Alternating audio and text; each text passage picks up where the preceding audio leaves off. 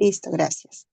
Bien, entonces vamos a ver qué cosa es lo que vamos a tocar. Vamos a tocar introducción al sistema HACCP, actualizaciones de los principios generales de higiene de los alimentos, descripción de los 12 pasos y los 7 principios. Vamos a empezar para tomar calentamiento, chicos, a ver, con una trivia de conocimiento, ¿sí? Me abren el audio, me levantan la manito. Mejor abran el audio directo, no necesitan levantar la manito a los que puedan contestar, ¿ok?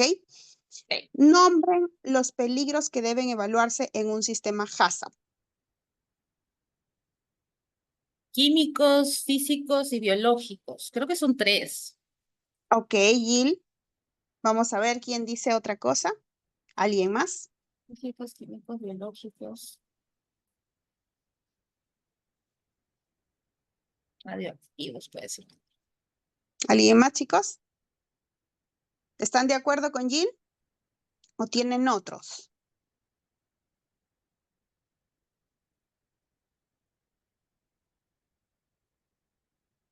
A ver, todo lo que involucra evaluación en sistema HACCP son los peligros de contaminación no intencional. ¿Conforme? Entonces, nosotros dentro del Códex Alimentarius tenemos la identificación de los peligros físicos, químicos, biológicos, como bien lo mencionó Jill. Pero también adicionalmente tenemos en la evaluación, la metodología de la evaluación de un sistema HACCP, ya que estamos hablando de peligros de contaminación no intencional, porque ya lo intencional es defensa y fraude alimentario, lo no intencional es peligros físicos, químicos, biológicos, radiológicos y adicionalmente se hace alérgenos, ¿no? Lo sacamos aparte porque tenemos que nosotros tener un plan de gestión de alérgenos, para lo cual también tenemos que hacer una metodología de análisis de riesgos. Entonces, lo ingresamos dentro del sistema HACCP, ¿ok? Bien, vamos al segundo. ¿Qué tipo de peligros son E. coli y norovirus?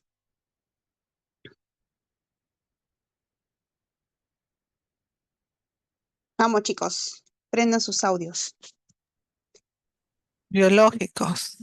Biológicos, muy bien, Elizabeth. E. coli y norovirus, bacterias y virus, ¿no es cierto? La tercera, las aflatoxinas, ¿se clasifican como qué tipo de peligro?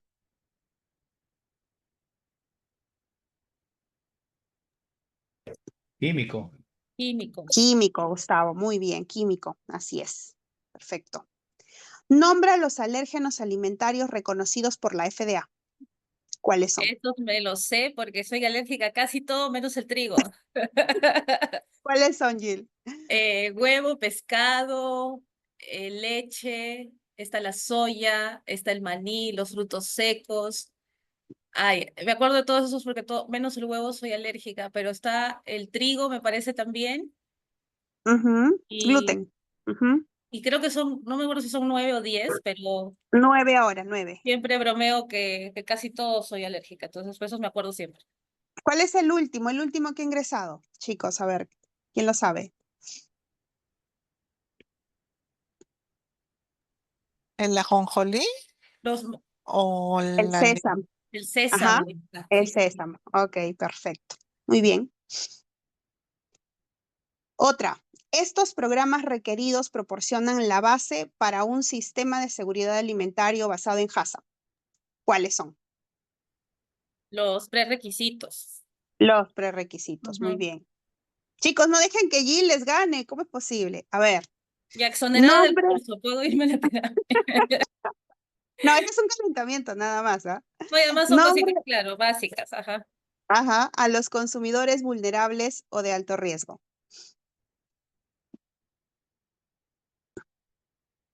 ¿A quiénes se les llama vulnerables o de alto riesgo? ¿Tienen algún ejemplo? Puede ser los niños, ancianos. Ujú. Ok. Los ¿Quiénes alérgicos, más? Ajá, los alérgicos a algunos ingredientes. ¿Qué más? los diabéticos, Los diabéticos, los inmunodeprimidos, eh, las embarazadas. Muy bien. Perfecto. hipertensos. Ujú. Otra. Por cada peligro significativo identificado debe haber un o una.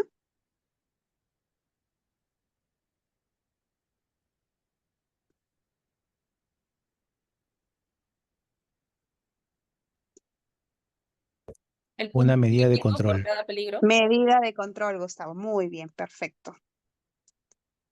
Otro. Este cuarto principio HACCP está planificado y documentado previamente. ¿Cuál es el cuarto principio HACCP? No paso, principio.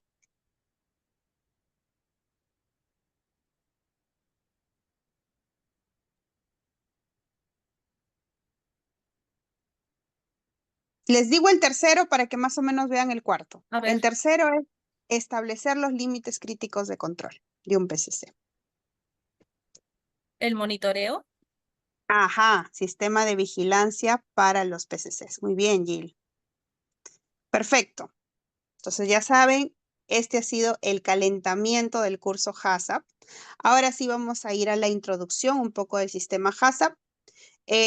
La mayoría de ustedes, entiendo, lo conocen, lo han trabajado dentro de sus empresas, seguramente sí.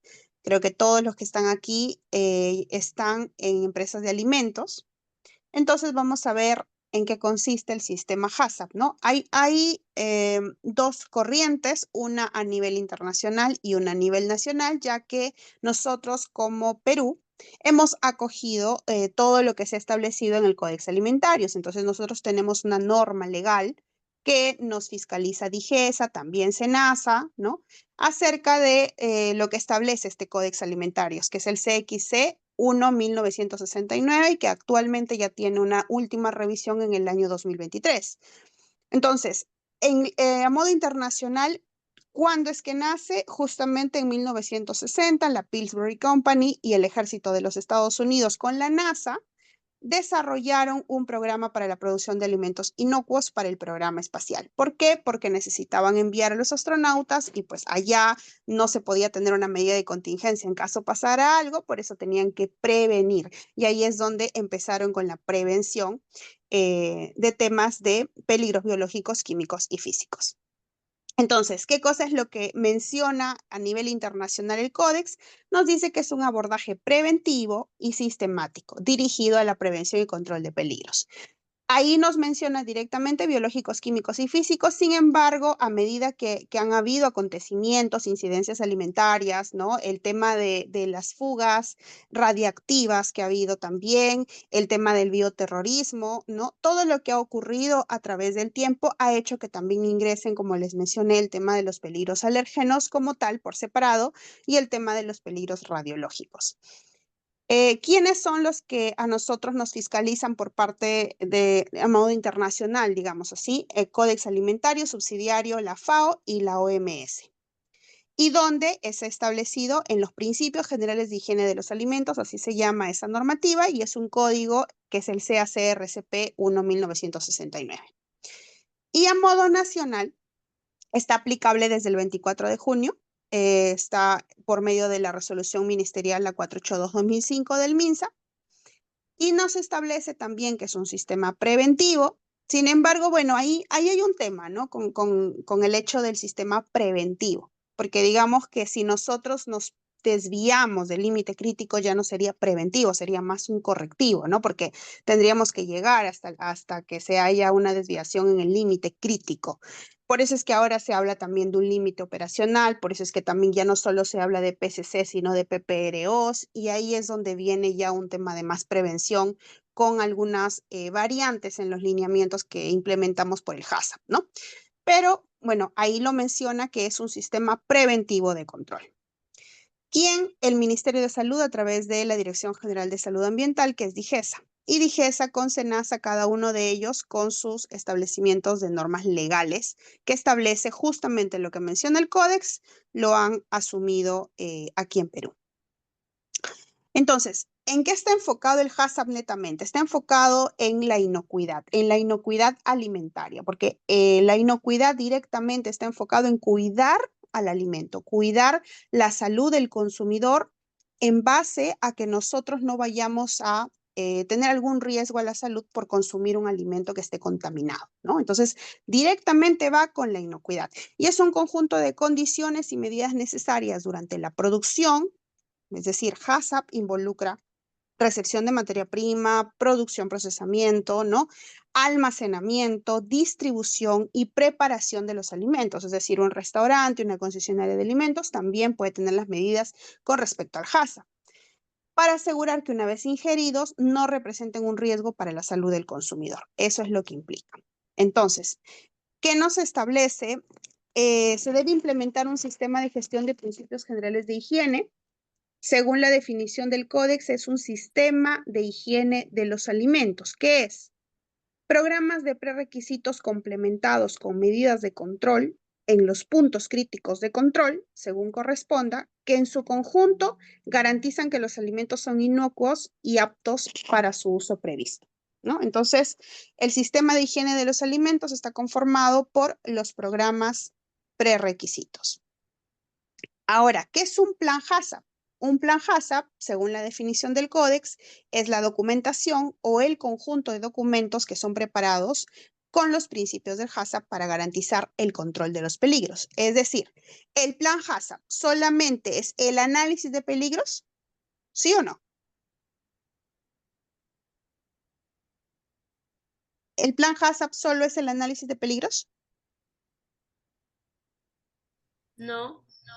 No, no es cierto. ¿Por qué no? Porque tiene que estar toda la documentación que va a avalar cada uno de los principios HACCP. Por lo tanto, el plan HACCP no solamente comprende el principio 1, ni el principio 2, ni el principio 3, que esos son donde se establece el plan, digamos, la tabla HACCP, ¿no? Sino que más bien tiene que haber los registros de monitoreo, tiene que haber la validación, la verificación de los PCCs, inclusive de los programas prerequisitos, ¿no?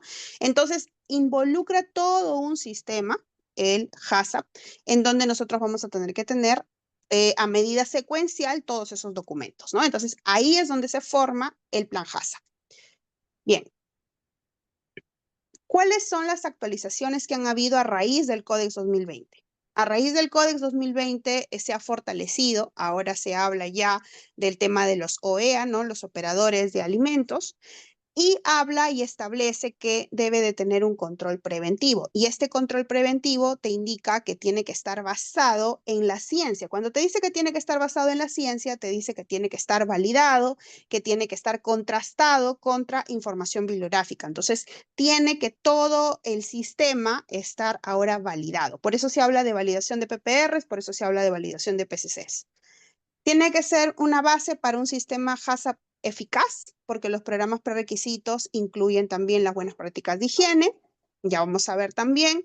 Los programas prerequisitos no solamente son las BPMs, ¿sí? Es decir, las buenas prácticas de manufactura. Los programas prerequisitos son el conjunto de las buenas prácticas de manufactura, buenas prácticas de almacenamiento, ¿sí? Buenas prácticas agrícolas. Entonces, todo el conjunto conforman el programa prerequisitos. Los FBO, que son las fábricas, deben ser conscientes de los peligros asociados con las materias primas, el proceso y el entorno. Para comprender si las buenas prácticas de higiene son suficientes, se debe aplicar una combinación de buena práctica de higiene con su medida de control, adicionales en los PCCs. Tienes que validarlo científicamente, ya dijimos, desde la parte de programas prerequisitos hasta la parte de PCCs. Gestión de las medidas de control deben estar sujetas tanto a monitoreos, acciones correctivas, verificación y documentación. Tienen que revisarse continuamente los sistemas de higiene, tiene que ser periódico, ya sea cuando haya cambios o ya sea que ustedes lo hayan establecido de manera semestral, de manera anual. Y tiene que haber una comunicación adecuada sobre los alimentos entre las partes relevantes. Por ejemplo, cuáles son tus procedimientos de información al consumidor, ¿no? Que eso también es un punto importante dentro de lo que tenemos que salvaguardar. ¿Cuáles son los 3 actores que menciona de la cadena alimentaria según el Códex? Principalmente consumidores y los operadores de empresas de alimentos. Y bueno, lógicamente las autoridades competentes, porque las autoridades competentes ahora justamente tienen que tener la competencia para que nos puedan hacer a nosotros al momento de la fiscalización tener más controles, más parte técnica ya sólida, ¿no? Que ellos mismos puedan verificar. Entonces, tanto los consumidores deberían desempeñar su papel siguiendo las orientaciones e instrucciones pertinentes, Las autoridades deben decidir el mejor modo de aplicar estos principios generales con la legislación y los operadores de las empresas alimentarias deben aplicar las prácticas de higiene y los principios de higiene de los alimentos. Entonces, tenemos 3 actores importantes, según lo menciona el Códex. Y otro punto importante también es el compromiso de la alta dirección, ¿no? Lo que ha establecido ahora que la alta dirección tiene que estar inmerso en el sistema de gestión, en este caso en el sistema HACCP, tiene que establecer y mantener una cultura de inocuidad, ¿sí? Justamente que nosotros ya lo hemos visto en las sesiones pasadas con lo del programa de alta especialización, y establecer este plan de cultura para que nosotros podamos darle y rendirle cuentas también a lo que solicita la gerencia que ha establecido en su política, ¿cierto? Tiene que velar por la eficacia de los sistemas en materias de higiene, es decir, ya no solamente la persona que está en la alta dirección en una empresa de alimentos va y solamente va de paseo por la planta y no se, digamos que no está inmerso en el tema de inocuidad. Ahora no, ahora tiene que demostrar ese conocimiento, tiene que demostrar que está en las reuniones de apertura, reuniones de cierre de las auditorías de inocuidad, tiene que demostrar también al momento de la revisión por la dirección que ese informe de la revisión por la dirección es legítimo, ¿no? Que realmente se ha hecho a modo macro, porque a veces se ve en una auditoría qué es lo que se ha hecho en el informe de la revisión por la dirección y vemos cosas que solamente han nacido de las personas que están trabajando, los colaboradores.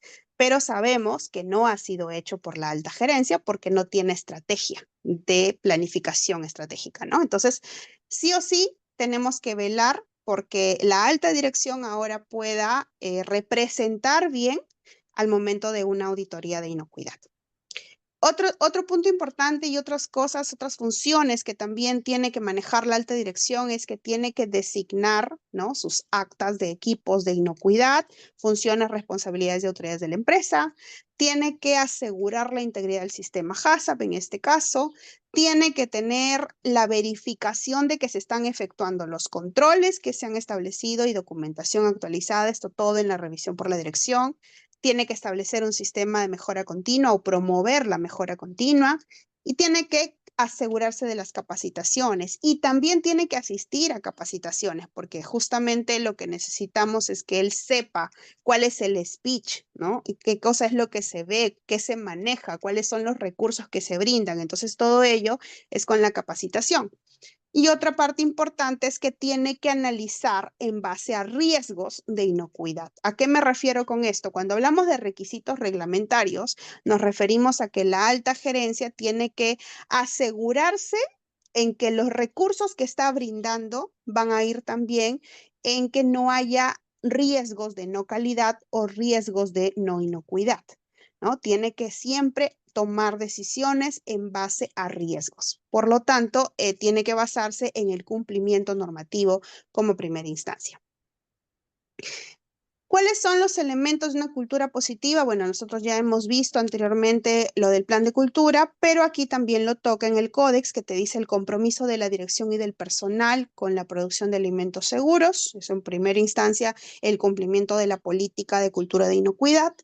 El liderazgo para dirigir e involucrar a todo el personal en las buenas prácticas de manufactura, es decir, ¿cuál es mi speech? Mi speech es, sí, yo estoy comprometido con la inocuidad, sin embargo, cuando tienen que ir a capacitaciones decimos no porque no hay tiempo, porque la producción tiene que seguir.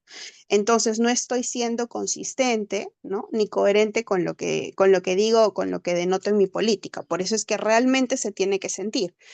Disponibilidad de recursos suficientes para poder cumplir con lo que establecemos en este plan de cultura, la comunicación abierta y clara a todo el personal, lo que tiene que estar incluyendo que también haya reporte de las desviaciones y un feedback de las expectativas por parte de las partes interesadas. Y la conciencia de la importancia de la higiene alimentaria, ¿no? Que eso también es sumamente importante para nosotros poder hacer planes en base a que podamos seguir fortaleciendo la cultura. Ya habíamos hablado también en la clase pasada que si la organización se encuentra en un nivel 2 de cultura, pues hacerlo llevar hasta un nivel 5 va a ser de largo aliento, ¿no? Otra parte importante es que tenemos que saber que los principios generales de higiene de los alimentos está conformado por 2 secciones. Está conformado por las buenas prácticas de higiene, que es la sección 1, y la sección 2, que es el plan HACCP, ¿ok? En eso se consiste, y justamente la parte de las buenas prácticas de higiene involucran parte de los programas prerequisitos, que es lo que vamos a ver. ¿Cuáles son los 12 pasos del HACCP? Seguramente algunos de ustedes ya lo han visto, lo saben, pero déjenme contarles algo. Justo ahorita estamos en una implementación de una normativa de inocuidad alimentaria, y dentro de la normativa de inocuidad alimentaria hay varios planes, ¿no? Como por ejemplo, plan de monitoreo ambiental, plan de gestión de alérgenos, el plan de control de calidad, ciertos planes, ¿no? Ciertos planes que nosotros tenemos que contar. Y casi la mayoría de todos estos planes tiene la descripción de los 12 pasos del HACCP. ¿A qué me refiero? Me refiero, forma un equipo, analiza los riesgos, evalúa, pon medidas de control, por ejemplo, ¿no? Plan de defensa alimentaria, plan de mitigación de fraude alimentario, de la misma manera. Entonces, esta secuencia cada vez está siendo más conocida, cada vez está siendo más lógica, ¿no? Entonces, es algo más sencillo de entender, ¿no? Empezando por la formación de un equipo HACCP y la identificación del ámbito de aplicación, es decir, qué plantas ingresan dentro de mi plan HACCP, qué productos ingresan en mi plan HACCP, qué línea de proceso ingresa en mi plan HACCP, ¿no?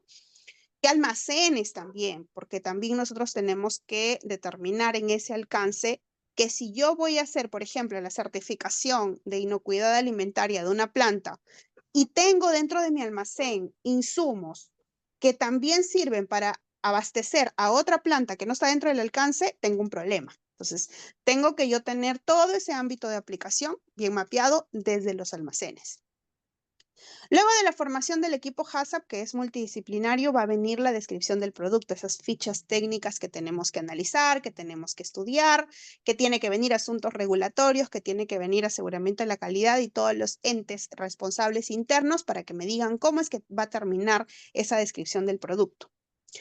Luego tenemos la determinación del uso previsto, cómo es que se va a consumir, ¿no? A quiénes, a qué personas vulnerables, quiénes son los usuarios previstos, ¿no?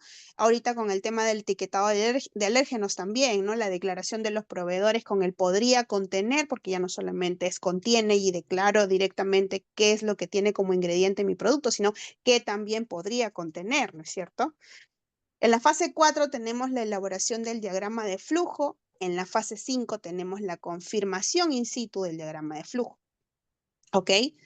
Hasta esta parte nosotros estamos armando nuestro sistema, ¿no? Vamos a verlo también uno por uno, pero estamos un poco analizando la secuencia. Luego de que ya tenemos en la fase 5 la descripción del diagrama de flujo, ¿no? Y la verificación in situ del diagrama de flujo, vamos a ir a una fase 6. La fase 6 es mi principio 1. Mi principio 1 ya empieza con mi análisis de peligros. Entonces, tengo acá la elaboración de una lista con todos los peligros potenciales y probables que van a estar relacionados con cada fase. La realización de un análisis de peligros para identificar cuáles son los peligros significativos y el examen de las medidas para controlar los peligros. Todo ello comprende el principio 1, que es la fase 6, ¿no?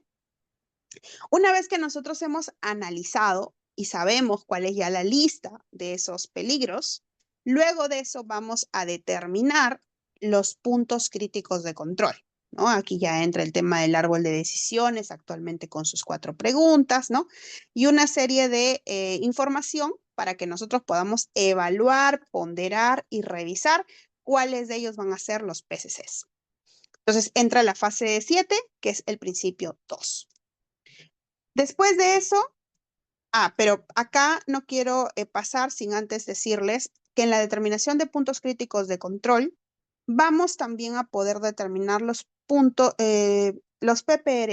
¿no? Los programas prerequisitos operativos. ¿Por qué es importante? Porque estaban faltando o estaban en el aire cuando nosotros determinábamos que el riesgo era significativo, pero que no pasaba a ser un PCC, ¿no? Se volvía un punto de control. Entonces, si el riesgo es significativo, algo tiene que tener. Por lo tanto, el riesgo significativo que no llega a ser un PCC se convierte en PPRO o tenemos que implementar un PPRO en esa parte. Por eso es importante que sepamos ahora analizar y evaluar cuáles podrían ser esos potenciales PPROs. Entonces, luego de que determinamos los puntos críticos de control, nos vamos a una fase 8, que es el principio 3, que es el establecimiento de los límites críticos, validados para cada PCC. Obviamente, todos los PCCs se le tiene que validar su límite crítico, ¿no? Se tiene que hacer estudios, se tiene que conocer cuáles son esos rangos de medición, cuáles son parámetros, rango de medición y unidad de medida, que son las tres variables que tiene que tener un límite crítico.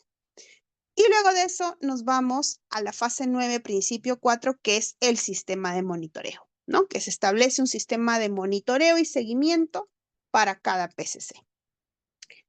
Una vez que lo monitoreamos, ¿sí? Nos vamos a qué pasaría si es que hay una desviación. Y ahí viene la fase 10, principio 5. Fase 10, principio 5, determinación de medida correctiva, ¿ok? Una vez que terminamos fase 10, nos vamos fase 11 y acá sí ya terminaron los PCCs. O sea, en fase 10, principio 5, terminaron los PCCs y empieza una gestión integral del plan, una gestión integral de todo el sistema HACCP, que es la fase 11, principio 6, con la validación del plan HACCP y procedimientos de verificación. Y finalmente, consolida todo el sistema con la fase 12, principio 7, que es la determinación de documentación y mantenimiento de registros. ¿Ok? ¿Tienen dudas aquí en los pasos y los principios? Son 12 pasos, son 7 principios. Los principios empiezan con el análisis de peligros, terminan con el sistema de gestión documental de todo el sistema HACCP. ¿Ok? ¿Dudas aquí, chicos? Ok. Empezamos entonces con el paso 1, que es la determinación del equipo HACCP, ¿sí? ¿Qué cosa nos dice la norma y qué nos dice el código? Nos dice que tiene que haber un coordinador HACCP. ¿Qué tiene que hacer el coordinador HACCP? Tiene que supervisar el diseño y aplicación del plan HACCP, tiene que convocar a las reuniones del equipo y tiene que coordinar con la autoridad sanitaria. Digamos que esa es la función del coordinador HACCP. Pero ahora dentro del equipo HACCP, como ya nosotros lo concatenamos siempre con una normativa de certificación, seguramente en nuestras empresas se llama el Comité de Seguridad Alimentaria, el Comité de Inocuidad, ¿no? El equipo. Y dentro de esos equipos, nosotros no solamente vamos a tener un coordinador HACCP, tenemos un líder del equipo HACCP, tenemos un coordinador, tenemos un líder también de la promoción de la cultura de inocuidad y calidad, ¿sí? O sea, tenemos que darle roles a las diferentes personas que están inmersas en el equipo de inocuidad o en el equipo del Comité de Seguridad Alimentaria, ¿ok? Entonces, tiene que ser un equipo multidisciplinario. Y anteriormente no se veía mucho que ingrese legal. Ahora veo mucho en las empresas que ya están ingresando al área legal o al área de asuntos regulatorios, porque justamente validación de especificaciones técnicas, el tema de las últimas actualizaciones de requisitos legales en materia de inocuidad o legislación alimentaria, ya se está haciendo inmerso a las áreas legales. Entonces, siempre se veía, bueno, calidad, producción, estaba también recursos humanos, mantenimiento, por ahí logística. He visto en algunas organizaciones que ya también incluyen a comercial, ¿no? A Comex, ¿ok? En caso tengan exportaciones. Y a todas estas áreas, como les menciono, adicionando también a asuntos regulatorios, ¿no? Entonces, tenemos un equipo técnico de alto nivel que nos puede dar información en todas las aristas y que vamos con ellos a hacer actualizaciones, análisis de peligros, validaciones también, para que no se nos pase ningún ítem, ¿no? Y obviamente el equipo tiene que demostrar la calificación técnica, es decir, tiene que el equipo tener también la capacitación de curso oficial del HACCP, ¿no? Porque justamente ese curso es el que te da toda la competencia necesaria para que tú puedas analizar y evaluar tus procesos al interno. Bien, Eso es como la determinación del equipo HACCP. Ojo, para que tú puedas tener en el tema del equipo HACCP un buen equipo consolidado y que digas, sí saben ellos cuáles son sus funciones, actas de designación de miembros de equipo HACCP, actas de designación del líder del equipo HACCP, acta de designación del coordinador, acta de designación del líder de la promoción de la cultura de inocuidad y calidad, ¿no? Para que ustedes dentro de los MOF tengan cuáles son las funciones específicas de cada uno de las personas que conforman el equipo, ¿ok? Bien, entonces vámonos al paso 2 y paso 3. Paso 2, la descripción del producto. En la descripción del producto, nosotros tenemos las especificaciones técnicas, ¿no es cierto?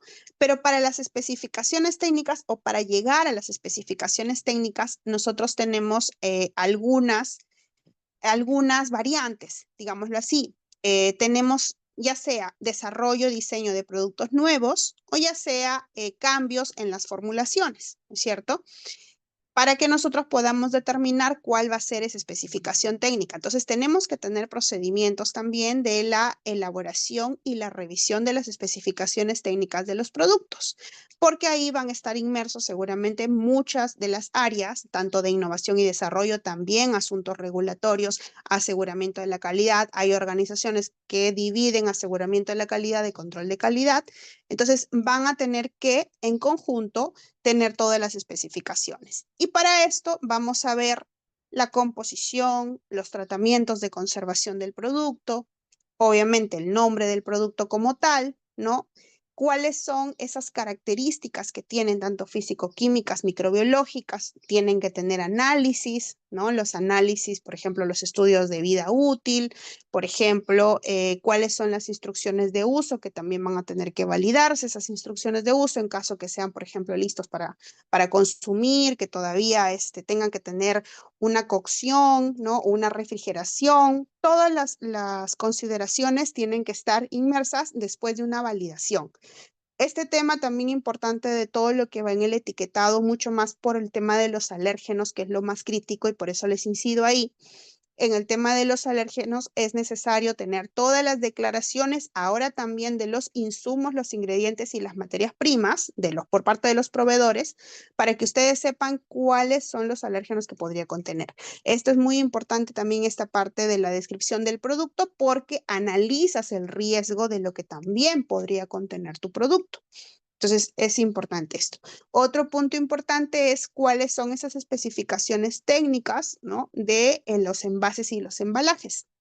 Si tienen pruebas funcionales estos envases, ¿no? Se tienen también estudios de determinación de tiempo de vida útil, de cierto o diferente envase o empaque de tu producto, ¿no? Entonces, todo eso involucra la parte de la descripción. Tienen que haber estudios, análisis, tienes que demostrar de cierta forma cómo es que, por ejemplo, se va a almacenar. Me ha pasado en organizaciones que mencionan que su almacenamiento es a temperatura ambiente y a humedad y ambiente seco, ¿sí? Temperatura ambiente y es ambiente seco. Entonces, ¿cómo la organización determina y valida que esa temperatura ambiente es la temperatura, por ejemplo, si está en esta zona geográfica, es la misma temperatura que la zona geográfica de destino? Cuando sabemos que la temperatura ambiente se tiene que validar para la organización que lo está definiendo. Para mí la temperatura ambiente podríamos decir entre 24 a 28 grados Celsius, pero en otro lugar, en otra zona geográfica, puedes decir que la temperatura ambiente se va hasta 30 grados Celsius. Y llega potencialmente a un lugar en donde están a 32, 34 grados Celsius. Entonces ya se pasó la temperatura ambiente. ¿Qué cosa es lo que haces? Refrigeras, ¿no?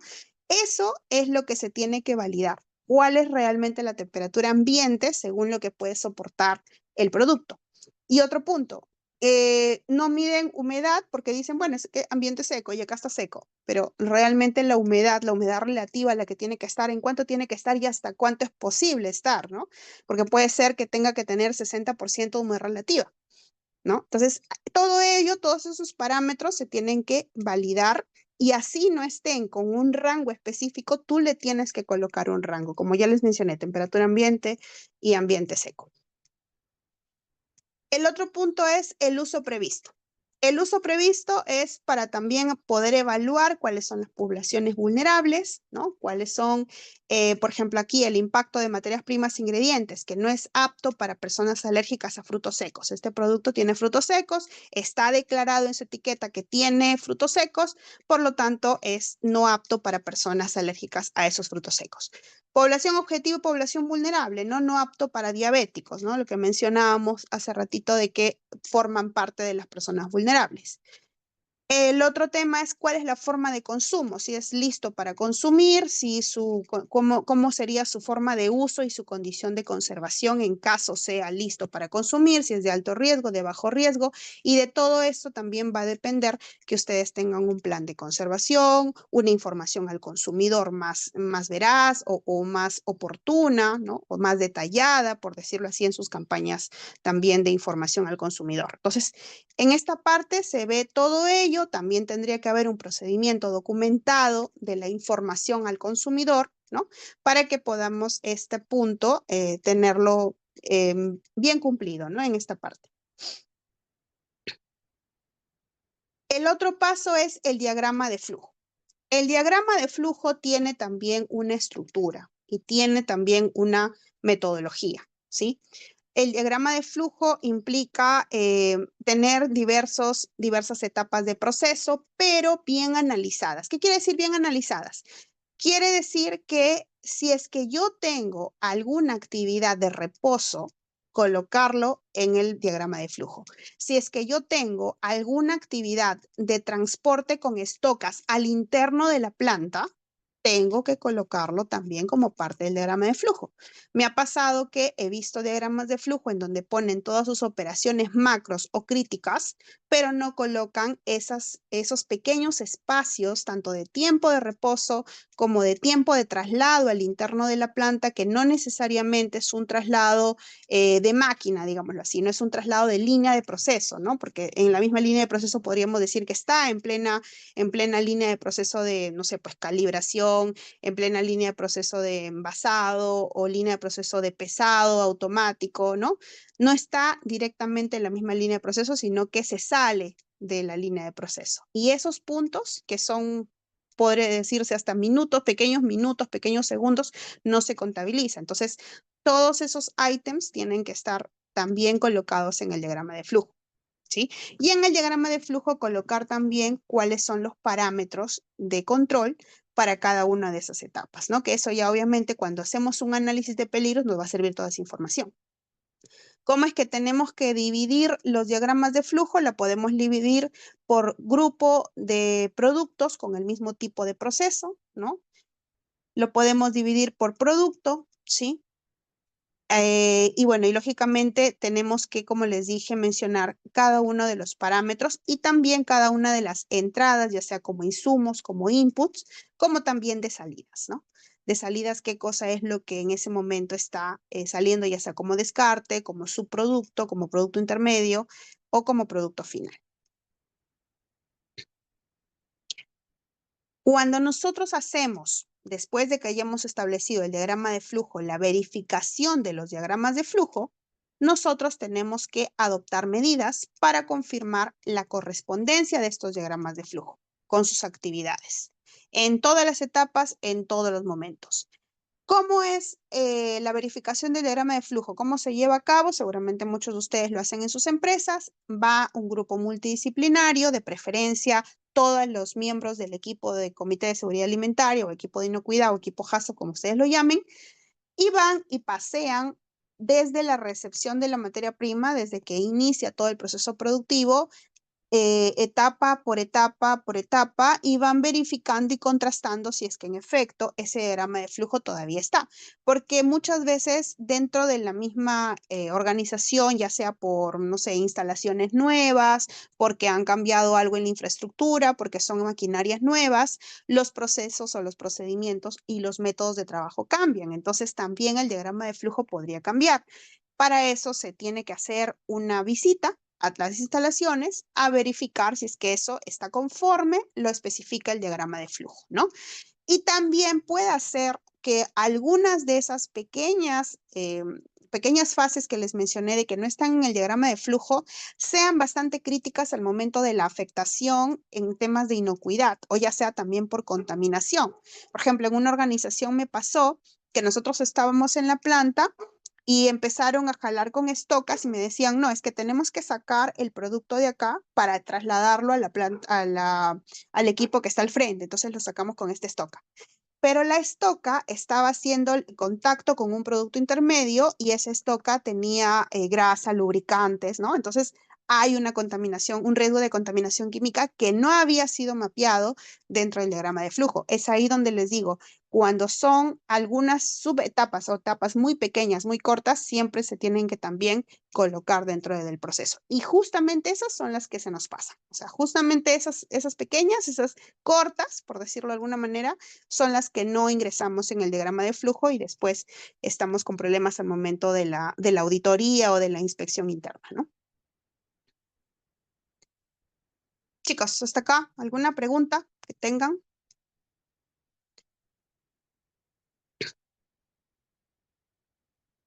Chicos, ¿están? No vaya a ser por ahí que ya se me estén durmiendo, por favor. Diani, sí, buenas tardes. Una consulta, ¿cómo Hola, estás? Vicky. ¿Qué tal?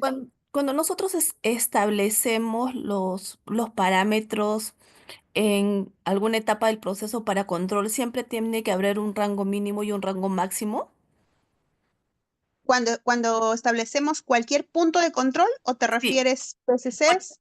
por ejemplo, no. Ujú. Por ejemplo, puede ser la temperatura de almacenamiento, o la temperatura de congelación. Yo digo que la temperatura de congelación va a ser de -18 o mayor a -18, o tiene que decir siempre de -18 a -25, o puede ser un solo rango, o necesariamente tiene que ser un rango mínimo y un rango máximo. Ya, no, va a depender de lo que hayan validado en tu proceso. Porque si tu proceso te establece, por ejemplo, ¿no? Por decirte, tiene que estar de menor a 18 puede estar, pero mayor a 18 no. ¿Sí? Menor a 18 en cualquiera de sus temperaturas puede estar, pero mayor a 18 no. Entonces, si tú lo has validado así, no necesariamente específicamente tiene que haber un rango, Ah, ya, ¿no? ¿Sí me perfecto. entiendes? Que O sea, cumpla simplemente.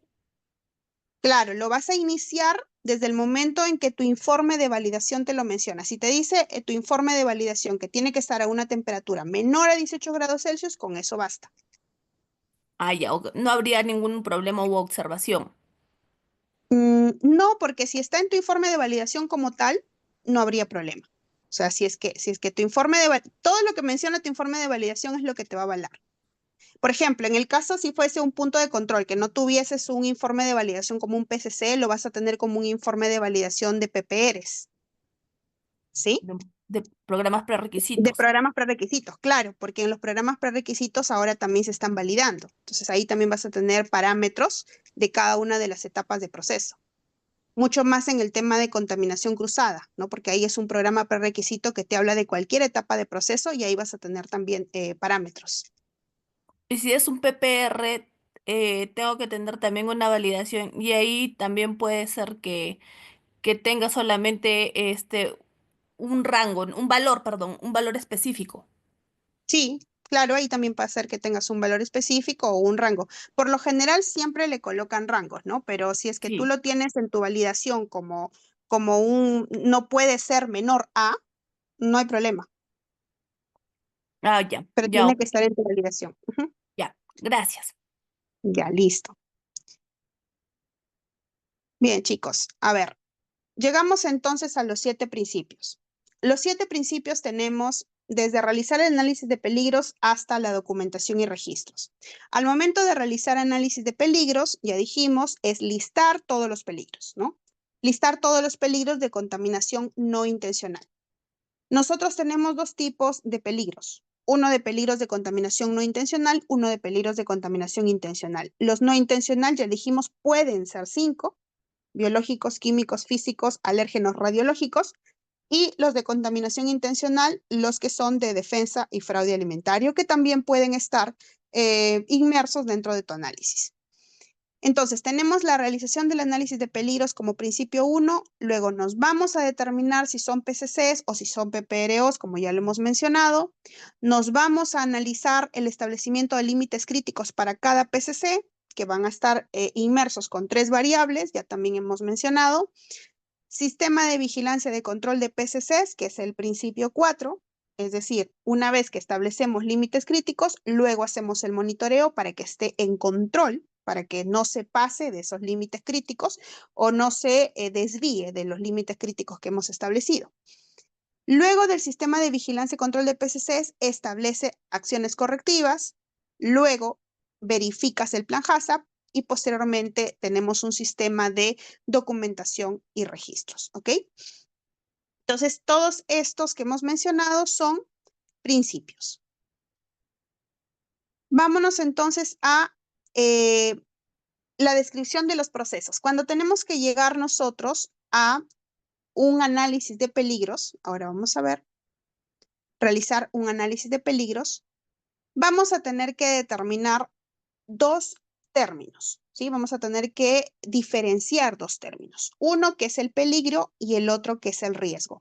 Ahora, como les menciono, solo vamos a tocar a modo genérico la parte del principio 1, 2 y 3, ya que lo van a ver la siguiente clase con casos, ahí van a también resolverles consultas técnicas, mucho más ya de temas de procesamiento, pero ahora vamos a tocarlo para poder saber cuál es la secuencia lógica de estos principios, ¿ok? Y también un poco la teoría que puedan aprender de lo que vamos a hablar.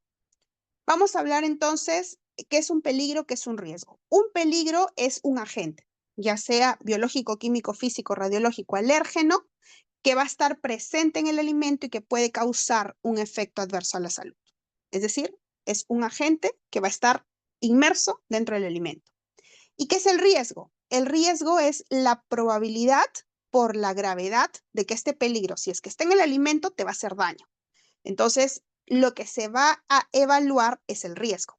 Lo que se va a analizar es el peligro, ¿sí? Ahí también quiero que quede claro estos puntos porque dentro de inocuidad se habla así, análisis de peligros, evaluación de riesgos, ¿ok? Entonces, vamos a ver cuáles son, por ejemplo, acá tenemos algunas imágenes en donde podemos determinar qué tipo de peligro es en cada uno, ¿sí? ¿Quién me dice qué tipo de peligro es este en el que estoy señalando ahora? ¿Qué tipo de peligro? Este es fácil.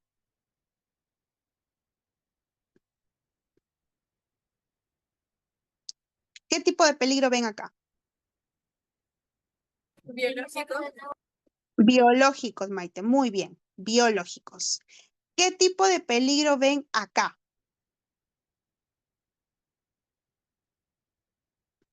Este es un desinfectante. Químico. Químico. Químico, muy bien. ¿Qué tipo de peligro ven acá? Específicamente acá, miren, donde estoy señalando, ¿ven? Físico. Físico. Físico, exacto. ¿Qué tipo de peligro ven acá? Esta es una aguja. Físico. Físico, pero les cuento, este fue un caso de contaminación intencional, ¿sí? Entonces estamos hablando de que fue un caso de contaminación por peligro Sabotaje. físico intencional, ajá, defensa de los alimentos, ¿ok? ¿Esto qué nos representa? También intencional, ¿no? Adulteración. Intencional. Exactamente, es un EMA, ¿no es cierto? Es un fraude alimentario, ¿ok? Es por motivación económica.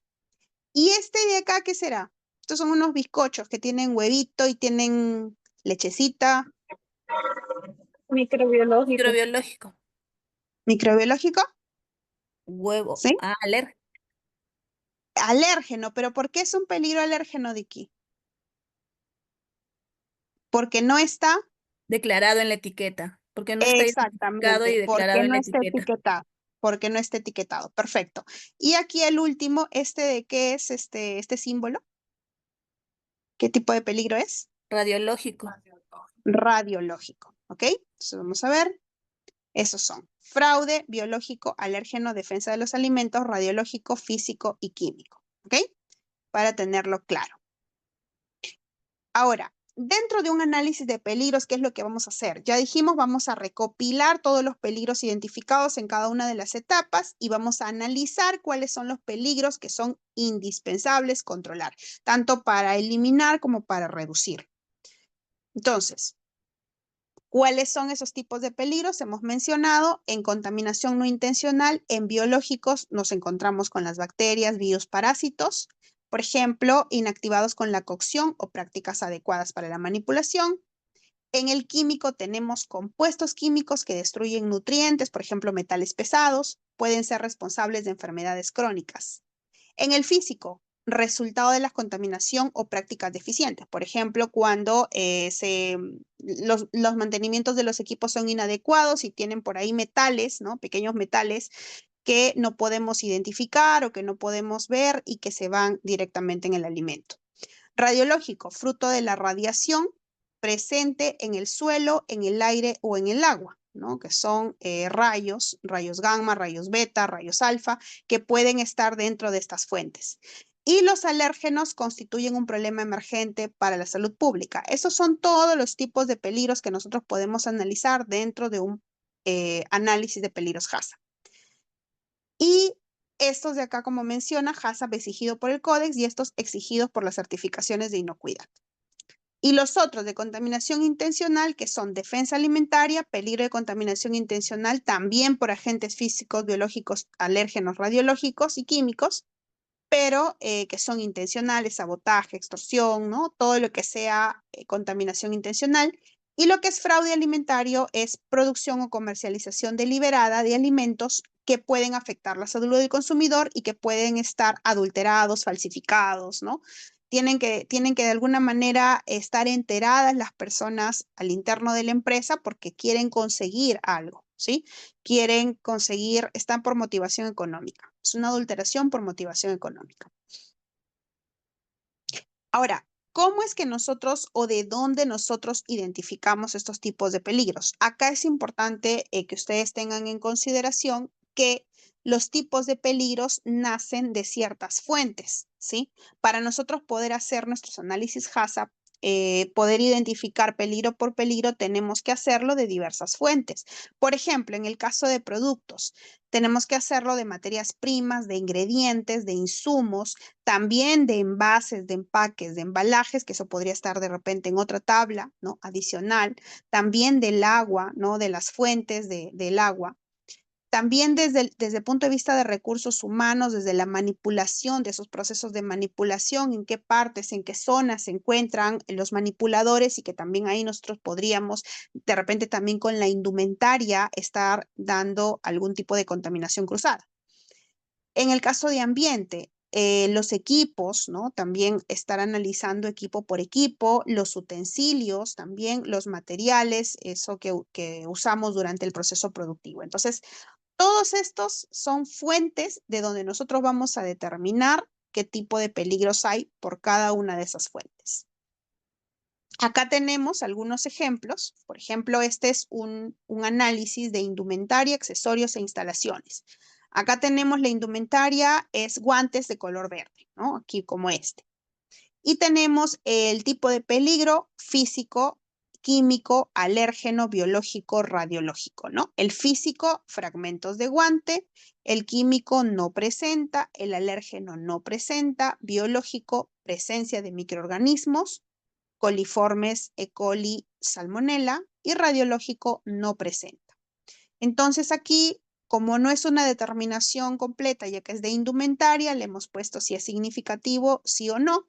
Ya ha sido esto evaluado previamente y sale que no, para los que presentan, lógicamente, para los que no presentan ya no se evalúa, para el fragmento de guante no y para la presencia de microorganismos no. Justifica su decisión de la columna anterior, los guantes que se utilizan son guantes aptos para la actividad, han sido evaluados y aprobados por el equipo de producción, Sigma y calidad. ¿Qué medidas preventivas se pueden aplicar? Se cuenta con ficha técnica de los guantes, donde se menciona que es de grado alimentario. Además, cuenta con un control de entrega de guantes, ¿no? Y en el caso de biológicos, el personal está capacitado para la utilización de sus guantes antes, durante y después de que se haya finalizado el proceso productivo. Como medida preventiva se cuenta con capacitaciones, charlas de 5 minutos, donde también se menciona el uso correcto de guantes, instructivos de limpieza y desinfección antes de ingresar a nave de proceso, el formato de control de entrega durante auditorías y o inspecciones. Se verifican casilleros para revisar su almacenamiento. Entonces, por ejemplo, en la parte de arriba, ¿quién me dice alguna otra medida de control que se pueda colocar para mitigar el fragmento de guante o que exista el potencial de que el guante se rompa y haya un fragmento de guante? ¿Cuál otra medida preventiva podríamos tener?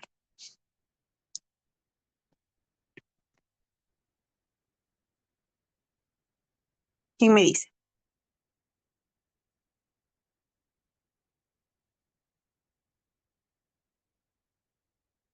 Podría ser la verificación Ujú. diaria del ¿De estado qué? de los guantes. Exacto, verificación diaria del estado de los guantes, ¿no es cierto? Porque si estamos hablando que es física, obviamente tenemos que ver el estado del guante, ¿no es cierto? Perfecto.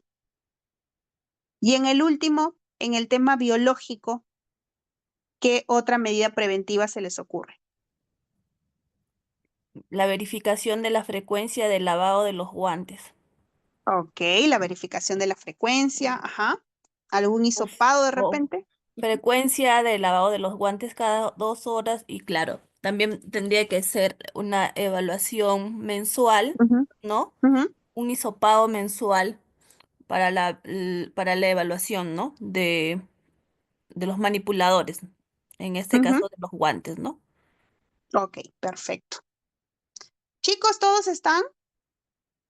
¿Todos están? Levanten las manitos. No quiero que se me duerman, por favor.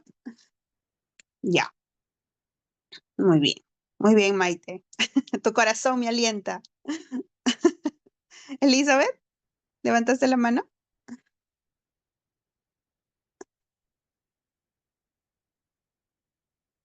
Ya. Vamos entonces al tema de empaques, envases y embalajes, ¿ok? En empaques, envases y embalajes, acá tenemos, por ejemplo, una malla tubular, ¿sí? Se utiliza también para almacenar el producto. Peligro, tenemos físico, presencia de materiales extraños, plástico. En químico tenemos migración de químicos presentes en materiales de empaque. Alérgeno, presencia de alérgeno origen orgánico. El radiológico no presenta y en biológico presencia de microorganismos patógenos, ¿no? De la misma manera se justifica la decisión, acá también, riesgo significativo, no, no, no. Y finalmente quedan como puntos de control. Aquí en esta parte también mencionarles algo, ¿no? Cuando nosotros establecemos o hacemos la revisión de los PCCs, o sea, determinamos un PCC, vamos a determinarlo por etapas de proceso, ¿no es cierto? Las etapas de proceso son las que se van a definir como PCCs. Si bien es cierto, cuando nosotros analizamos y vemos que el PCC puede ser cualquier fase, y la fase te dice que puede ser las etapas de proceso, incluidas sus materias primas, incluidas sus insumos, sus empaques, ¿ok? No quiere decir que determinamos un PCC en la materia prima o en el guante o en el empaque. Lo que quiere decir es que cuando te aparezca que potencialmente en estos ítems está un potencial a que sea PCC, es decir, te sale acá riesgo significativo, sí, y acá te puede salir PCC, no te está diciendo que eso es un PCC, sino que eso alimenta a la etapa en donde va a ingresar para que sea un PCC, ¿ok? Eso para que también nos quede claro porque aquí no estamos determinando en la materia prima, en el insumo, en el empaque, no estamos determinando que eso va a ser un PCC. Eso va a alimentar a lo que viene en las etapas de proceso para que tu etapa de proceso esté bien controlada y ahí es donde va a ingresar esta parte, ¿no? Este empaque, este insumo, esta materia prima. Muy bien. Entonces, la identificación de peligros, ¿cómo se hace? Se revisa etapa por etapa el diagrama de flujo, se revisan los ingredientes, los insumos, la indumentaria, los equipos, instalaciones que también pueden estar de ahí dentro de los equipos, los materiales de empaque y los empleados. Las actividades para cada paso del proceso, porque de acuerdo a eso nos va a interesar qué cosa es lo que implica esta actividad, y cuáles son las partes en donde van a tener cierta contaminación cruzada, ¿no? Cierto riesgo de contaminación cruzada, qué cosa es lo que ocurre, para nosotros también poder ahí analizar cuál podría ser ese impacto potencial de esa actividad en el producto. El producto final, método de almacenamiento y distribución, uso programado, consumidor del producto, consultar las fuentes de información apropiadas, desarrollar una lista de peligros que pueda estar presente o ser introducidos, aumentados o controlados en cada etapa del proceso. Ahora, para nosotros identificar los peligros, vamos a utilizar un diagrama de flujo verificado y vamos a analizar los peligros de cada paso del proceso. Acá, por ejemplo, me ha pasado también, yo les estoy dando ahorita casos de lo que me ha pasado. Nosotros en una organización me pidieron hacer el análisis de la gestión para el plan de gestión de alérgenos. Pero para poder hacer el plan de gestión de alérgenos, yo también tengo que tener los alérgenos por cada etapa del proceso. Entonces me mencionaron de que todavía no iban a hacer la verificación in situ del diagrama de flujo, que primero querían hacer el plan de gestión de alérgenos. Esto, por ejemplo, no podría ser posible porque primero se tiene que establecer bien cómo va a quedar los diagramas de flujo actualizados, y una vez que tienes el diagrama de flujo actualizado con todas sus etapas, ahí recién tú puedes hacer análisis de alérgenos, plan de defensa y fraude alimentario y tu plan HACCP, ¿no? Entonces todo tiene que estar concatenado y tiene que ir de acuerdo al paso. Por eso es que también yo les había mencionado que esto, el tema de los pasos del HACCP viene a estar homologado a muchos pasos para otros tipos de planes, ¿sí? Porque el diagrama de flujo es el que te va a dar a ti el input o la información para que de esa fuente tú puedas empezar a determinar tus diversos riesgos, ¿no? Ya sea de alérgenos, ya sea de defensa y fraude, amenazas, vulnerabilidades, o ya sea del tema de los análisis de peligros de inocuidad. Entonces, necesitas primero el diagrama de flujo verificado, validado por el equipo y check, ¿no? Estas son las etapas y ahora sí, empecemos a hacer todos nuestros análisis. Entonces, de los peligros biológicos, tenemos salmonella, listeria, E. coli, campylobacter, bacillus cereus, toxoplasma y entre otros. También vamos a ver cuáles son los tipos de biológicos. En físicos tenemos todos los que nos puedan hacer daño a nuestra salud, ¿no? En físicos, madera, metal, vidrio, plástico, que son los más, los que podrían dañarnos mucho más al momento de ingerir el alimento. Químicos. Alérgenos, conservantes, productos químicos de saneamiento y, como les mencioné, alérgenos muy aparte ahora porque como es un tema bastante delicado, digámoslo así, se tiene que hacer adicional. Y radiológicos, cesio, radio, yodo, plutonio u otros que podamos identificar en la zona, ¿no? Porque también eso va a estar inmerso en el lugar de donde sacamos la fuente del agua, por ejemplo, ¿no? Ya se han hecho análisis, bueno, lo mencioné en alguna ocasión, pero ya se han hecho análisis aquí en Perú en donde se han detectado algún contaminante radiológico. Bien, tenemos entonces los peligros biológicos. Los peligros biológicos, las bacterias son microorganismos patógenos muy resistentes, son uno de ellos. Y tenemos aquí la salmonela, aquí está la salmonela, se las presento, el campylobacter, la Escherichia coli y la Listeria monocytogenes. La salmonela suele aparecer en los huevos y sus productos derivados como la mayonesa. Ya sabemos que también ha habido varios casos de salmonelosis o de intoxicación por la mayonesa, ¿no? Junto a carne de aves crudas y muy poco cocinadas como el pollo y alimentos, y que a pesar de estar ya cocinados, se dejan a temperatura ambiente durante varias horas. El campylobacter, la carne de pollo, es su principal transmisora, al igual que el pescado también. La Escherichia coli la encontramos en aguas contaminadas, en carnes crudas o poco hechas y otros productos frescos crudos. La Listeria monocytogenes podemos observarla en quesos blandos, leche cruda y productos ahumados o en conserva. Entonces, la infección e intoxicación son las dos consecuencias que produce las bacterias.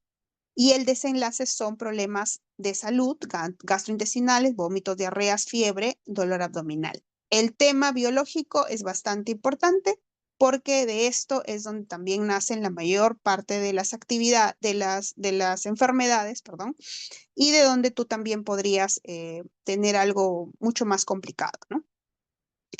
Los virus. Los virus son microorganismos que necesitan infectar una célula viva para reproducirse y se transmiten vía respiratoria o fecal oral. Tenemos la hepatitis A y el norovirus. Hepatitis A, los principales afectados son los moluscos que se cultivan en aguas contaminadas. El norovirus, antes conocido como virus de tipo Norwalk, es el más frecuente que encontramos en las verduras que se toman crudas, moluscos bivalvos y frutas tipo haya. Un rasgo que diferencia los virus de las bacterias es que para sobrevivir dependen de factores como la humedad, la temperatura y el pH del alimento.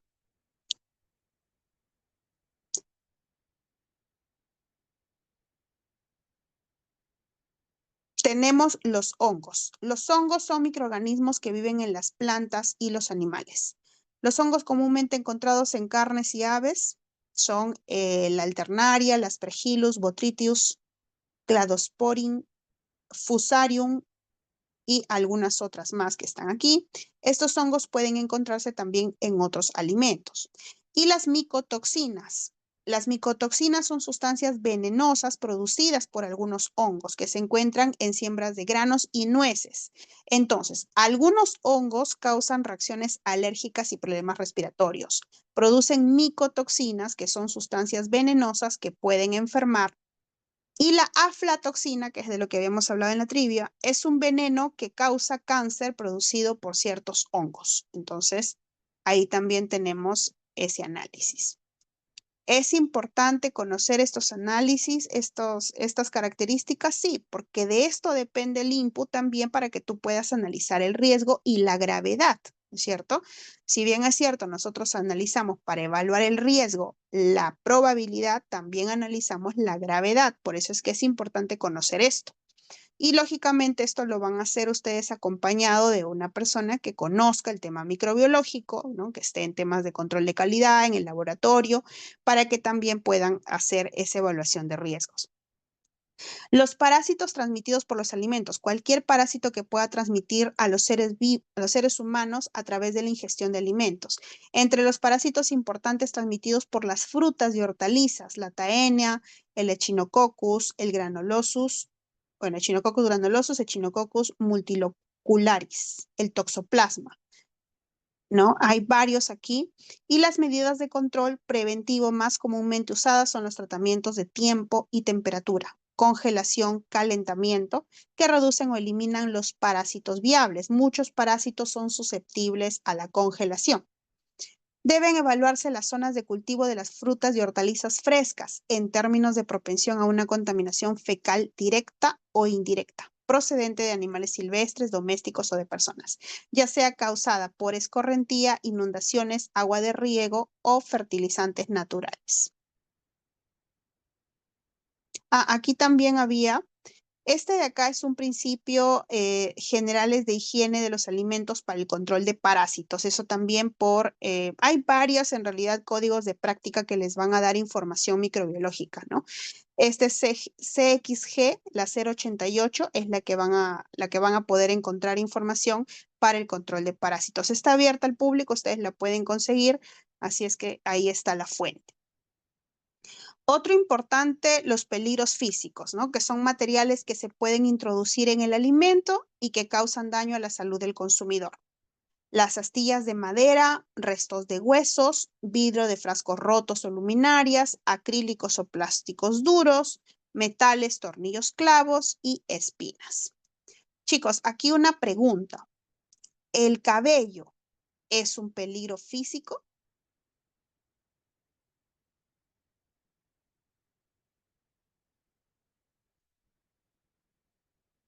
¿Qué me dicen? A mí me comentaron, Dianita, que no es un peligro físico. Ok. Pero si ¿Alguien tú que tenga una podrías opinión? aclarar esa duda.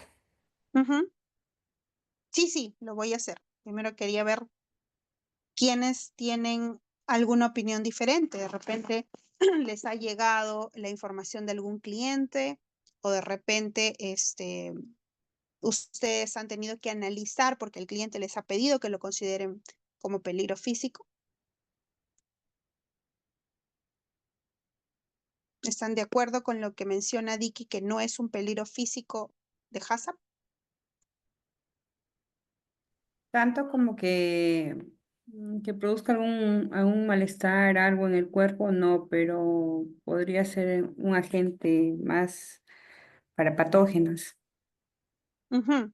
Entonces no es peligro físico, sino biológico desde tu perspectiva.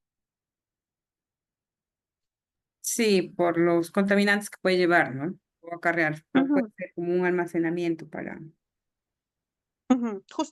Justamente ahí va, y muchas gracias por haberlo comentado. Justamente ahí va el tema, ¿no? En el caso de el cabello, si bien es cierto, no es un peligro físico como tal, porque no causa daño al consumidor directo. Es decir, lo consumimos, obviamente, no va a ser pues un manojo de cabellos que te vaya a causar ahogamiento, ¿no? Consideraríamos de que podrías encontrar, por ejemplo, un cabello dentro del alimento.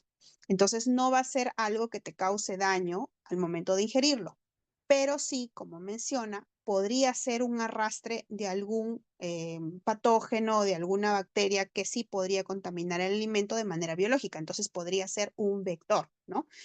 Pero no está considerado dentro de de un análisis como para que tú lo coloques como un peligro físico. Ahora, hay clientes que lo solicitan, ¿sí? Porque me ha tocado también ver organizaciones que sus clientes les solicitan que ingresen el cabello como peligro físico. Y es válido, porque finalmente si ya el cliente te lo está solicitando, pues simplemente ingrésalo en tu análisis, colócalo como parte digamos, de los controles, de los PPRs, de las medidas preventivas, porque es lo que te están solicitando hacer. Ahora, que eso vaya a demarcarte un PCC, pues no, porque el cabello no va a ser algo que vaya a dañar la salud directa del consumidor, ¿ok? Una consulta, Sí, sí, Gustavo. Diana. Pero en este caso del cabello, si bien es cierto, no es un peligro físico porque no causa daño al consumidor, no vendría a ser en el producto final, un producto no conforme. Es decir, yo preparo un alimento y encuentro un cabello, Ujú, correcto, pero ese ujú. cabello dentro de ese alimento genera un reclamo porque es un producto no conforme, ¿correcto? Sí, correcto, correcto, Gustavo. Ahí estamos hablando de otra cosa. Ahí estamos hablando de un parámetro de calidad, ¿ok? Correcto. Si bien es Ajá. cierto, es un producto no conforme, pero acuérdate que el análisis que nosotros hacemos con el HACCP es un análisis de inocuidad, es decir, que nos daña, que daña al consumidor. Entonces, desde el punto Ujú. de vista de un plan de calidad, obviamente ahí el cabello va a estar, definitivamente. Entonces, sí va a ser un producto no conforme, sí es un riesgo de calidad, pero no desde el punto de vista HACCP. Mm. Sí, sí, correcto. Eso quedó sí, Ujú, queda clarísimo. Gracias. ujú. Listo. Bien. Tenemos también lo que son peligros químicos. Los peligros químicos, tales como los desinfectantes, los pesticidas, los detergentes, jabones, biocidas, ceras, pinturas, aceites, lubricantes, grasas, metales pesados, coadyuvantes, ¿no? Hay algunos también que son utilizados o que, bueno, eran utilizados en algunas organizaciones para poder tener un mejor acabado en la materia prima o en el producto terminado que se abastecía, ¿no?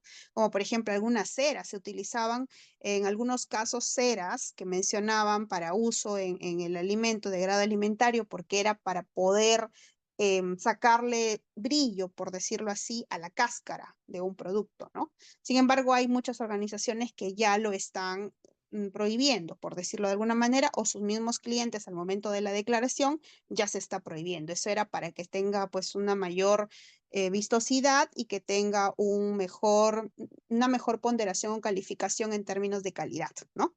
Pero ya no están siendo permitidas, ¿no? Ustedes saben que muchos de los insumos químicos, inclusive de los mismos aditivos que se le ingresan a los alimentos, también poco a poco son prohibidas por ya sea la Unión Europea o por la FDA. Entonces, ahí también tienen ustedes que estar bien actualizados con esas normativas para que vean si en efecto, ya sea por el tema también de pesticidas, ¿no? que si es que tienen límites máximos residuales que ya se sobrepasaron para el país de destino, pues también, ¿no? Bloquear los lotes, no dejar que vayan, porque también de eso va a depender que no les hagan retiro de producto, ¿no? Y el otro tema son los alérgenos. Como les había mencionado, el tema de los alérgenos ahora ya cuenta con un plan de gestión de alérgenos en donde nosotros tenemos que hacer exhaustivamente un estudio de estos alérgenos. Estos son los 9 principales alérgenos alimentarios de la FDA. Aquí los van a apreciar. Pero dentro del plan de gestión de alérgenos nos pide que lo hagamos muy aparte de todo el análisis de peligros que nosotros hacemos para el HACCP, como si fuera un ítem sumamente relevante. ¿Por qué? Porque tenemos ahora que no solamente listar, por decirlo así, en cada etapa de proceso qué alérgeno podría estar.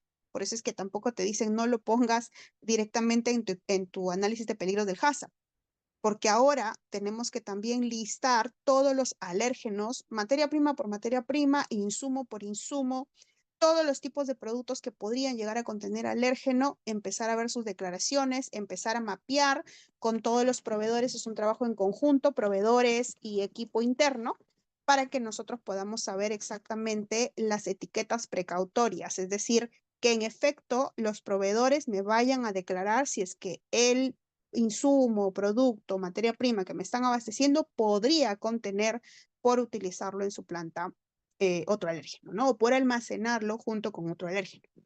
Entonces, empezamos con la parte del listado de alérgenos. Una vez que ya definimos y que vemos cuáles son los alérgenos que están declarados y que podrían contener o que nuestro producto lo contiene, luego de eso empezar a ver el análisis de riesgos de cada una de las etapas de proceso en parte de nosotros, de cada una de las materias primas ingresantes, de cada uno de los equipos también en contacto con alérgenos y de los métodos de trabajo que tenemos, por ejemplo, las indumentarias, cuando se cambian, cuando no se cambian, si es que en el comedor hay dispensador de galletas con alérgenos, ¿no?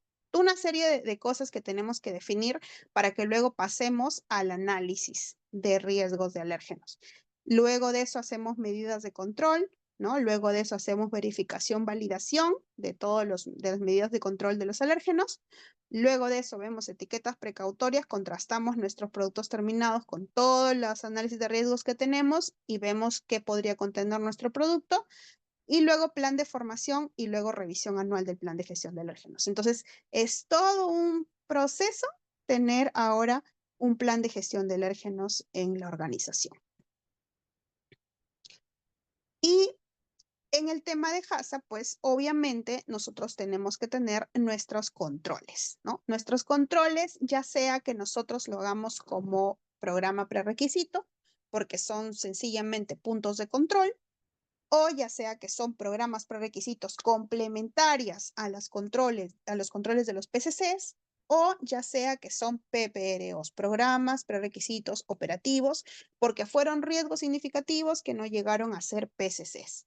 Entonces, para nosotros poder definir y establecer los controles, tenemos que ver controles para peligros biológicos que van más dados a esos tipos de procesamiento con temperatura, por ejemplo, cambio de temperatura, acidificaciones, ¿no? Fermentaciones, adiciones de sal, desinfecciones, porque son pues algo que tiene que ser con mucho más impacto al momento de controlar.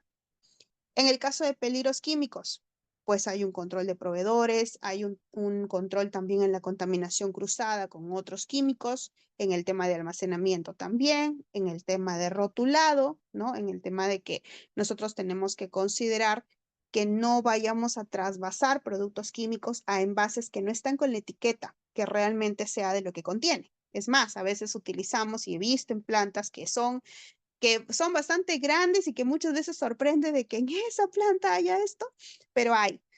Por ejemplo, que encontramos botellas de gaseosa con querosene adentro y no tienen ninguna etiqueta, ¿no? Entonces, ese tipo de cosas, evitarlas, evitar que en la planta haya algún producto químico que no esté tapado, ¿no? Y todo lo que se tenga como medida de control para químicos. En el caso de control de peligros físicos, controles ambientales, ¿no? Los planes de monitoreo ambiental, el detector de metales, mantenimiento de equipos, y todo lo que se tenga que tener para poder hacer una identificación, detección de algún peligro físico y que no llegue hasta el alimento, ¿no? Y el control de peligro alérgeno, que como ya les mencioné, van a ser de un plan de gestión de alérgeno, el almacenamiento separado, las contaminaciones cruzadas, el tema de rotulado también, para que podamos tener mucho mayor control. En los análisis, ¿no? De pruebas rápidas, las validaciones de los programas de limpieza. Hay muchas cosas aquí dentro del control de los peligros de alérgenos. Y bueno, después de eso, de que nosotros determinamos, identificamos los peligros, hacemos la evaluación, ¿no? La probabilidad por la severidad. En esto no quiero ahondar, chicos, porque como ya les dije, ustedes van a tener un súper ponente en tema de la evaluación de los riesgos, porque son personas que están inmersas dentro de los procesos operativos y a ellos le van a poder hacer todas las preguntas que son técnicas de la parte de análisis de peligros. Así es que con esa persona van a ver la próxima clase todo lo que es análisis, la determinación de los PCCs y los límites críticos. Pero conmigo lo que nosotros tenemos que ver es que ustedes conozcan, ¿sí? Cuáles son esas secuencias para que tengan bien claro en qué consiste los principios del sistema HACCP. Entonces tenemos aquí que los programas prerequisitos, los sistemas requisitos previos a la aplicación del sistema HACCP, nosotros tenemos que el prerequisito, donde están todos los prerequisitos según el códex, es el principios generales de higiene de los alimentos. Esos están todas las buenas prácticas de higiene. Aquí se encuentran las 9. Introducción y control de los peligros alimentarios, la producción primaria, el establecimiento y diseño de las instalaciones, capacitación y competencia, mantenimiento, limpieza, desinfección y control de plagas, higiene personal, control de las operaciones, información y sensibilización al consumidor y transporte. Y el código de prácticas para cada producto también ustedes lo pueden utilizar, ya sea a nivel nacional o en su defecto del códex. Y el otro también son disposiciones legales en materia sanitaria y de inocuidad de los alimentos. Hay, por ejemplo, la vez pasada tuvimos que hacer una inspección de infraestructura a una planta y también tienes una serie de normativas para esta inspección de infraestructura. Una de las normativas importantes que también la vamos a ver hoy día en un taller es la ISO TS 22002-1, que es la normativa que te establece cuáles son esos ítems a tener en cuenta para el cumplimiento de los programas prerequisitos. ¿Sí? Entonces, esa es una de las normativas. Otra de las normativas, por ejemplo, es el Reglamento General de Edificaciones.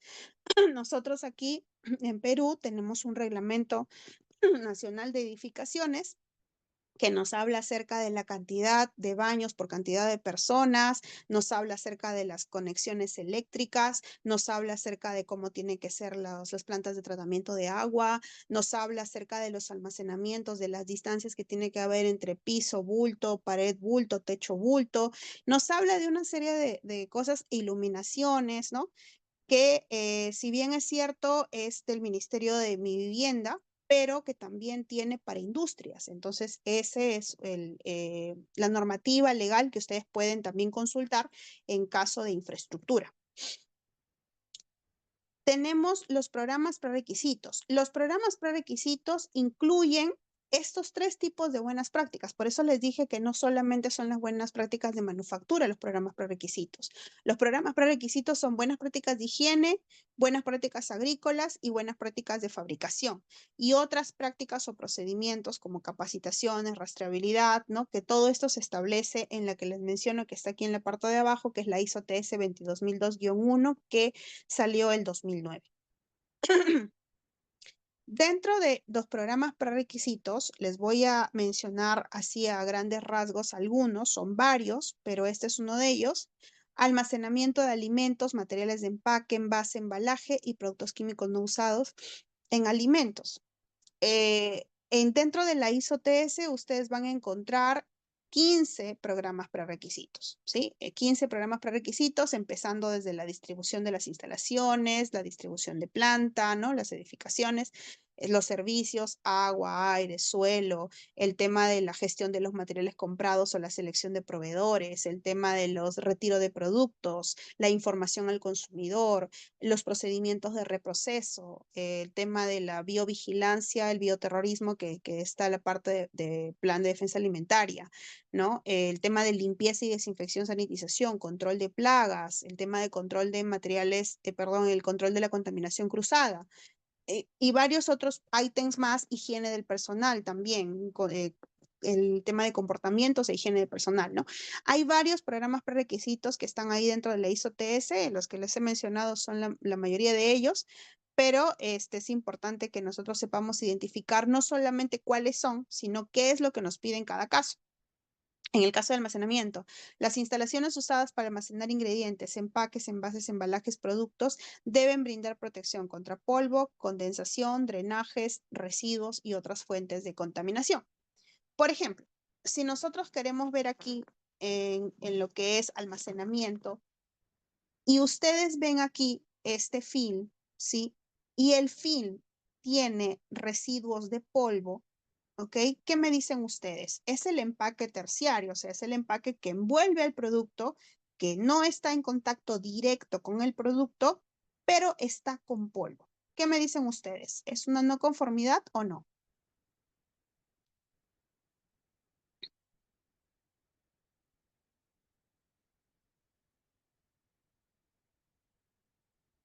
¿Qué me dicen, chicos?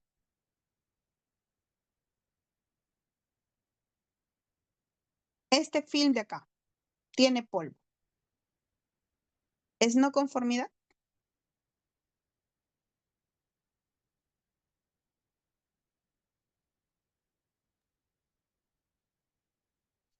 Chicos, por Consideraría favor. que no, Dianita, porque es un empaque secundario, podríamos decirle, porque tiene un empaque primario, que creo que son Ujú. latas, Ujú. Sí, conservas. son Ahí se ve. conservas. No, no sería para mí, no lo consideraría como una no conformidad. ¿Cómo lo considerarías?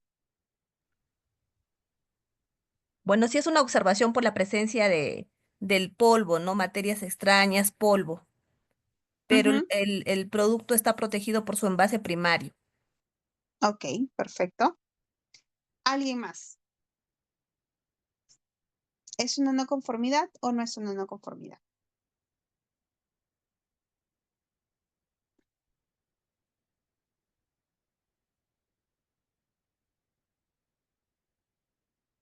Vamos, chicos, ¿qué me dicen? Hola Diana, buenas tardes. ¿Qué tal, Paola? ¿Cómo estás? Hola Diana, buenas tardes. Una consulta.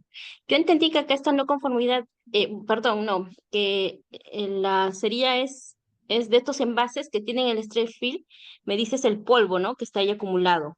En el stretch, ajá. ¿Es una Ajá. no Sí, sería conformidad una, o no?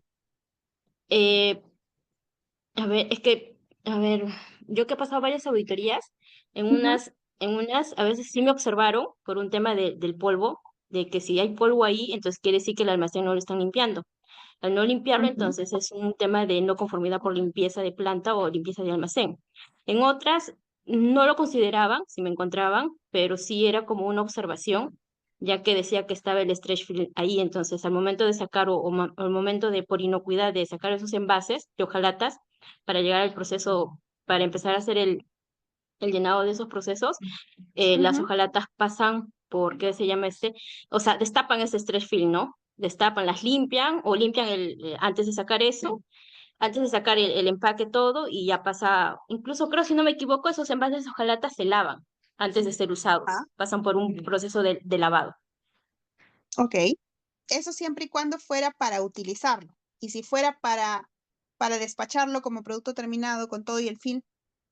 Ya. Ah, ya, si es como producto terminado, entonces Ujú. sí, sería como una no conformidad, ya que ya está yendo el polvo ahí. Entonces significaría que es el tema del almacén, que es, Ya que no están formaría haciendo parte de limpieza tu de almacén. producto, ¿sí? Ujú. Ujú. Ok. Sí, por ahí va, chicas, la respuesta, ¿no? En el caso, la norma que te dice, la norma te dice debe brindar protección contra polvo. El film, en teoría, es una protección contra el polvo. entonces estamos nosotros más bien cumpliendo parte de nuestro procedimiento, porque si bien es cierto, nosotros podemos también hacer una limpieza diaria del almacenamiento, eso no implica de que no vaya a llegar polvo, ¿no? Entonces, este stretch va a cubrir nuestro producto directo y es parte de la protección contra el polvo. Está bien lo que mencionan de que si es que hay presencia de polvo, quiere decir que no está habiendo una adecuada limpieza, ¿no? Al momento de que también no solamente es limpiar el piso y las paredes, sino también es limpiar por encima de donde se encuentran los productos, ¿no? Pero, como les menciono, si fuese parte del producto terminado y ese producto terminado va a ser abastecido con todo y ese fill, pues definitivamente eso sí es una no conformidad porque ya estás mandando como parte de tu producto este envase. Es decir, este envase está declarado como parte de tu producto, ¿no? Entonces sí tendrías que tener un buen recubrimiento para que no ingrese el polvo a todo tu empaque.